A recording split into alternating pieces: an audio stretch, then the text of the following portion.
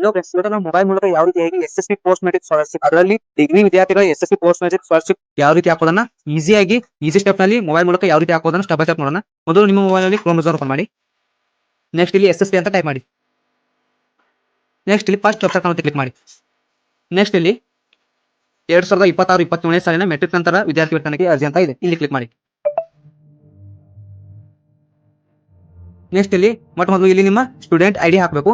Next second step ನಲ್ಲಿ ಇಲ್ಲಿ password, next capture code enter ಮಾಡಿ ಲಾಗಿನ್ ಆಗಿ. ನೆಕ್ಸ್ಟ್ ಲಾಗಿನ್ ಆದ ನಂತರ ಇಲ್ಲಿ ನಿಮ್ಮ ಹೋಮ್ ಪೇಜ್ ಡಿಸ್ಪ್ಲೇ ಆಗುತ್ತೆ. ನೆಕ್ಸ್ಟ್ ಇಲ್ಲಿ SSP ಸ್ಕಾಲರ್ಶಿಪ್ ಹಾಕುವ ಮೊದಲು ಕೆಲವೊಂದು ರೂಲ್ಸ್ ಅಂಡ್ ರೆಗ್ಯುಲೇಷನ್ಸ್ ಇವೆ. ಅದು ಏನೆಂದರೆ ಈ ಸಲ ಮೊದಲು ನಿಮ್ಮ ಐಡಿಯಾ KYC ಕಂಪ್ಲೀಟ್ ಆಗಿದೆನೋ ಇಲ್ವೋ ಅಂತ ಚೆಕ್ ಮಾಡಬೇಕು ನೀವು. ಅದನ್ನು ಯಾವ ರೀತಿ ಅಂದ್ರೆ ಇಲ್ಲಿ 3 ಡಾಟ್ ಕಾಣುತ್ತೆ, ಕ್ಲಿಕ್ ಮಾಡಿ. ನೆಕ್ಸ್ಟ್ ಇಲ್ಲಿ ವೆರಿಫಿಕೇಶನ್ ಅಂತ ಇದೆ, ಕ್ಲಿಕ್ ಮಾಡಿ. ನೆಕ್ಸ್ಟ್ ಇಲ್ಲಿ KYC ಅಂತ ಇದೆ, ಕ್ಲಿಕ್ ಮಾಡಿ.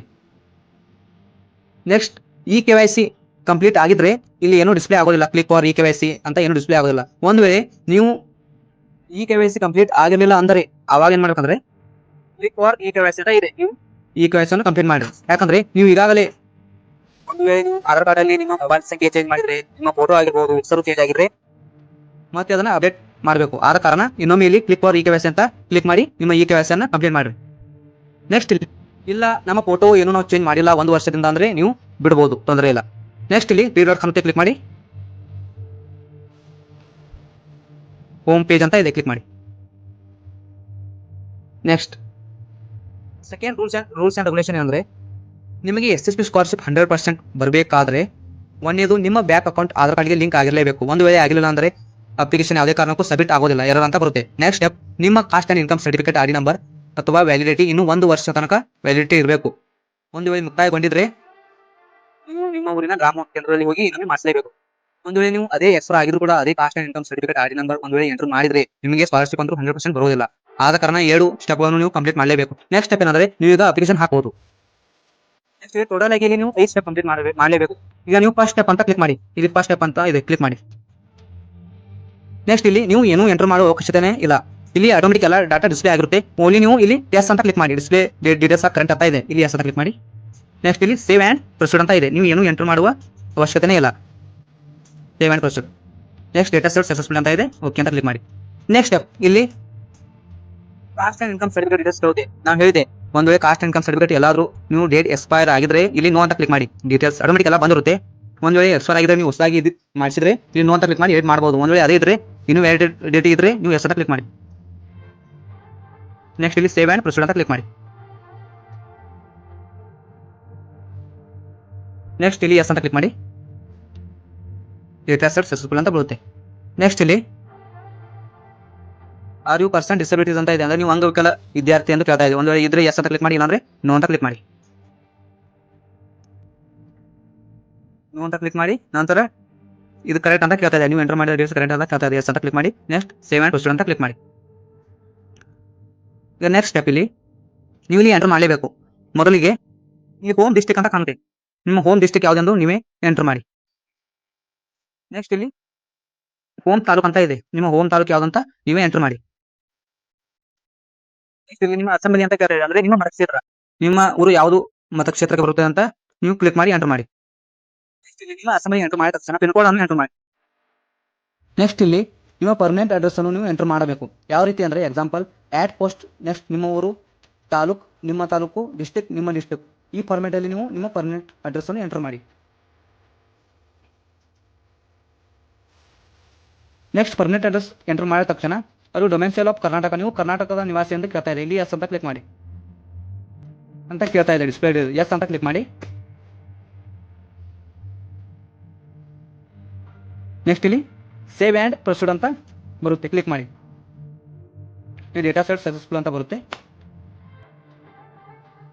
ನೆಕ್ಸ್ಟ್ ಇಲ್ಲಿ ನೆಕ್ಸ್ಟ್ ಅಂತ ಕ್ಲಿಕ್ ಮಾಡಿ.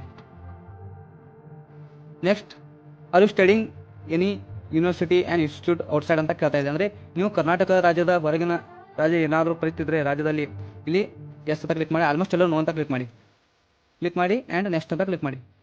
ಇಲ್ಲಿ are you studying in 12th 11th CBSE, ಒಂದು ವೇಳೆ ನೀವು PUC ವಿದ್ಯಾರ್ಥಿಗಳಾಗಿದ್ದರೆ ಎಸ್ ಅಂತ ಕ್ಲಿಕ್ ಮಾಡಿ, ಇಲ್ಲಾಂದರೆ ನೀವು ನೋ ಅಂತ ಕ್ಲಿಕ್ ಮಾಡಿ. ನೋ ಅಂತ ಕ್ಲಿಕ್ ಮಾಡಿದ ತಕ್ಷಣ ನಿಮ್ಮ ಈಗಿರೋ ಡಿಗ್ರಿ ಡೀಟೇಲ್ಸ್ ಎಲ್ಲ ಆಟೋಮೆಟಿಕ್ ಬರುತ್ತೆ. ನೀವು ಓನ್ಲಿ ಇಲ್ಲಿ ಈಗಿರುವ ನೀವು ಎಷ್ಟನೇ ಇಯರ್ ಇದ್ದೀರಾ, ಒಂದು ವೇಳೆ first year, second year, third year, ಒಂದು ವೇಳೆ ಕರೆಕ್ಟ್ ಆಗಿದ್ದರೆ ನೀವು ಈ ಇಯರ್ ಒಂದು ವೇಳೆ ಬಂದಿದ್ದರೆ ಈ ಇಯರ್ ಡೀಟೇಲ್ಸ್ ನೀವು ಎಸ್ ಅಂತ ಕ್ಲಿಕ್ ಮಾಡಿ. ಆ್ಯಂಡ್ ಡೀಟೇಲ್ಸ್ ಬಂದ ನಂತರ ಇಲ್ಲಿ ಕೆಲವೊಂದು ಎಂಟ್ರ್ ಮಾಡಬೇಕು ನೀವು. ಅದು ಏನೆಂದರೆ ನಿಮ್ಮ ಕೋರ್ಸ್ ಸ್ಟಾರ್ಟಿಂಗ್ ಡೇಟನ್ನು ಎಂಟ್ರ್ ಮಾಡಲೇಬೇಕು. ನಿಮ್ಮ ಕೋರ್ಸ್ ಸ್ಟಾರ್ಟಿಂಗ್ ಡೇಟನ್ನು ನೀವು ಎಂಟ್ರ್ ಮಾಡಿ. ಒಂದು ವೇಳೆ ನಿಮಗೆ ಗೊತ್ತಿಲ್ಲ ಅಂದರೆ ನೀವು ಗೂಗಲ್ನಲ್ಲಿ ಹೋಗಿ ಕೇಳಿದಾಗ ಅದು ಕೊಡುತ್ತದೆ. ನೆಕ್ಸ್ಟ್ ಇಲ್ಲಿ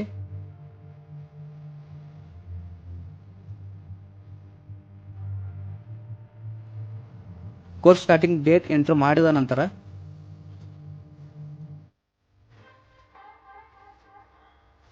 ಸೆಲೆಕ್ಟ್ ಮೇಡ್ ಫಾರ್ ಅಡ್ಮಿಷನ್ ಅಂತ ಕೇಳ್ತಾ ಇದೆ. ನೀವು counselling with do not required counselling ಅಂತ ಇದೆ. Course which do not required counselling ಅಂತ ಇದೆ. ಇಲ್ಲಿ ಅದನ್ನು ಕ್ಲಿಕ್ ಮಾಡಿ. ನೆಕ್ಸ್ಟ್ ಇಲ್ಲಿ ಸೇವ್ ಆ್ಯಂಡ್ ಪ್ರೊಸೀಡ್ ಅಂತ ಕ್ಲಿಕ್ ಮಾಡಿ. ನೆಕ್ಸ್ಟ್ ಓಕೆ ಅಂತ ಕ್ಲಿಕ್ ಮಾಡಿ.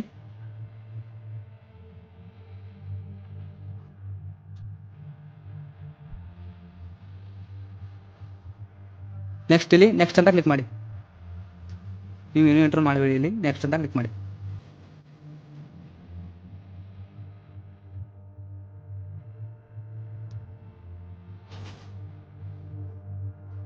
ನೆಕ್ಸ್ಟ್ ಇಲ್ಲಿ ಅದು ಡೇಸ್ ಕಾಲ್ ಅಂತ ಕೇಳ್ತಾ ಇದೆ. ನೀವು ಒಂದು ವೇಳೆ ಮನೆಯಿಂದ ಕಾಲೇಜಿಗೆ ಹೋಗ್ತಾ ಇದ್ದರೆ ನೀವು ಎಸ್ ಅಂತ ಕ್ಲಿಕ್ ಮಾಡಿ. ಇಲ್ಲ ನಾನು ಒಂದು ವೇಳೆ ಗೌರ್ಮೆಂಟ್ ಹಾಸ್ಟೆಲ್ನಲ್ಲಿ ಇದ್ದಿದ್ರೆ, ಪ್ರೈವೇಟ್ ನಡೆಯುತ್ತದೆ, ಪ್ರೈವೇಟ್ ಇದ್ದರೆ ನೀವು ಎಸ್ ಅಂತ ಕ್ಲಿಕ್ ಮಾಡಿ. ಒಂದು ವೇಳೆ ನೀವು ಗೌರ್ಮೆಂಟ್ ಹಾಸ್ಟೆಲ್ನಲ್ಲಿ ಸೀಟ್ ಸಿಕ್ಕಿದ್ರೆ ಇಲ್ಲಿ ನೀವು ನೋ ಅಂತ ಕ್ಲಿಕ್ ಮಾಡಿ. ಆಟೋಮೆಟಿಕ್ ನಿಮ್ಮ ಗೌರ್ಮೆಂಟ್ ಹಾಸ್ಟೆಲ್ ಡೀಟೇಲ್ಸ್ ಎಲ್ಲ ಬರುತ್ತೆ.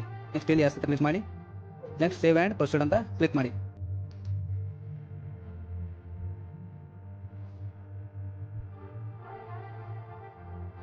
ನೆಕ್ಸ್ಟ್ ಅಂತ ಕ್ಲಿಕ್ ಮಾಡಿ. ಆಟೋಮೆಟಿಕ್ ನಿಮ್ಮ ಅಪ್ಲಿಕೇಶನ್ ಪ್ರಿವ್ಯೂ ಎಲ್ಲ ಬರುತ್ತೆ. ಒಂದು ವೇಳೆ ಪ್ರಿವ್ಯೂ ಚೆಕ್ ಮಾಡಿ ಕರೆಕ್ಟ್ ಆಗಿಲ್ಲ ಇದೇನೋ ಇಲ್ವೋ ಅಂತ. ಒಂದು ವೇಳೆ ತಪ್ಪಾಗಿದೆ ಎಡಿಟ್ ಮಾಡ್ಬೋದು. ನೆಕ್ಸ್ಟ್ ಇಲ್ಲಿ ಕರೆಕ್ಟ್ ಆಗಿದ್ರೆ ಇಲ್ಲಿ ಬಾಕ್ಸ್ ಕಾಣುತ್ತೆ, ಬಾಕ್ಸ್ ಮೇಲೆ ಟಿಕ್ ಮಾಡಿ. ನೆಕ್ಸ್ಟ್ ಸಬ್ಮಿಟ್ ಅಂತ ಇದೆ. ಸಬ್ಮಿಟ್ ಮಾಡೋ ಮೊದಲು ಕೆಲವೊಂದು ಅಪ್ಡೇಟ್ಸ್ ಇದೆ. ಒಂದು ನಿಮ್ಮ ಬ್ಯಾಂಕ್ ಅಕೌಂಟ್ ಆಧಾರ್ ಕಾರ್ಡ್ಗೆ ಲಿಂಕ್ ಆಗಿರಬೇಕು. ಇನ್ನೊಂದು ನಿಮ್ಮ cost and income certificate validity ಇನ್ನೂ 1 ವರ್ಷ ತನಕ ಇರಲೇಬೇಕು. ಒಂದು ಇಲ್ಲ ಅಂದರೆ ನಿಮ್ಮ ಒಂದು ಊರಿನ ಗ್ರಾಮ ಕೇಂದ್ರದಲ್ಲಿ ಹೋಗಿ ಮಾಡಿಸಿ. ಇನ್ನೊಂದು ನಿಮ್ಮ ಕಾಸ್ಟ್ ಇನ್ಕಮ್ ಸರ್ಟಿಫಿಕೇಟ್ ಇನ್ನೂ 1 ವರ್ಷದವರೆಗೆ ವ್ಯಾಲಿಡಿಟಿ ಇರಬೇಕಂತ. ಇದೆಲ್ಲ ಆಗಿದ್ರೆ ನೀವು ಸಬ್ಮಿಟ್ ಅಂತ ಕ್ಲಿಕ್ ಮಾಡಿ. ನೆಕ್ಸ್ಟ್ ಸಬ್ಮಿಟ್ ಆದ ನಂತರ ಇಲ್ಲಿ ಆಟೋಮೆಟಿಕ್ ಸಕ್ಸಸ್ಫುಲ್ ಅಂತ ಬರುತ್ತೆ. ನಿಮ್ಮ ಮೊಬೈಲ್ಗೆ SMS ಬರುತ್ತೆ. ಒಂದು SMS ಬರ್ಬೋದು, ಇಲ್ಲಾಂದ್ರೆ ಇಲ್ಲ. ಇಲ್ಲಿ ಸಕ್ಸಸ್ಫುಲ್ ಅಂದರೆ ಬಂದರೆ ಮುಗೀತು. ನೆಕ್ಸ್ಟ್ ಇಲ್ಲಿ ಪ್ರಿಂಟ್ ತಗೊಳ್ಬೇಕಂದ್ರೆ ಇಲ್ಲಿ ನೀವು 3 ಡಾಟ್ಸ್ ಮೇಲೆ ಕ್ಲಿಕ್ ಮಾಡಿ. ನೆಕ್ಸ್ಟ್ ಇಲ್ಲಿ ಅಪ್ಲಿಕೇಶನ್ ಸ್ಟೇಟಸ್ ಅಂತ ಇದೆ, ಕ್ಲಿಕ್ ಮಾಡಿ. ಇಲ್ಲಿ ಫಸ್ಟ್ ಒನ್ ಇಲ್ಲಿ ಅಕ್ನಾಲೆಜ್ಮೆಂಟ್ ಅಂತ ಇದೆ, ಕ್ಲಿಕ್ ಮಾಡಿ. ನಿಮ್ಮ ಪ್ರಿಂಟ್ ಆಟೋಮೆಟಿಕ್ ಬರುತ್ತೆ. ಇಲ್ಲಿ ಪ್ರಿಂಟ್ ಅಂತ ಇದೆ. ಈ ಪ್ರಿಂಟ್ ನೀವು ಸೇವ್ ಮಾಡ್ಬೋದು. ಓಕೆ, ಇಲ್ಲಿಗೆ ನಿಮ್ಮ ಅಪ್ಲಿಕೇಶನ್ ಸಕ್ಸಸ್ಫುಲ್ ಆಗಿದೆ. ಈಗ ಲಾಕ್ ಅಂತ ಕ್ಲಿಕ್ ಮಾಡಿ. ಇಲ್ಲಿಗೆ ಅಪ್ಲಿಕೇಶನ್ ಪ್ರೊಸೆಸ್ ಮುಕ್ತಾಯಗೊಂಡಿದೆ. ವಿಡಿಯೋ ಇಷ್ಟ ಆಗಿತ್ತು ಲೈಕ್ ಮಾಡಿ, ಶೇರ್ ಮಾಡಿ ಮತ್ತು ಸಬ್ಸ್ಕ್ರೈಬ್ ಮಾಡಿ, ಹಾಗೆ ಒಂದು ಕಮೆಂಟ್ ಮಾಡಿ. ನೆಕ್ಸ್ಟ್ ಇಲ್ಲಿ SSP ಯಾವುದೇ ನಿಮಗೆ ಡೌಟ್ ಇದ್ರೂ ಕೂಡ ನೀವು ಕಮೆಂಟ್ ಮೂಲಕ ತಿಳಿಸಬಹುದು. Thank you.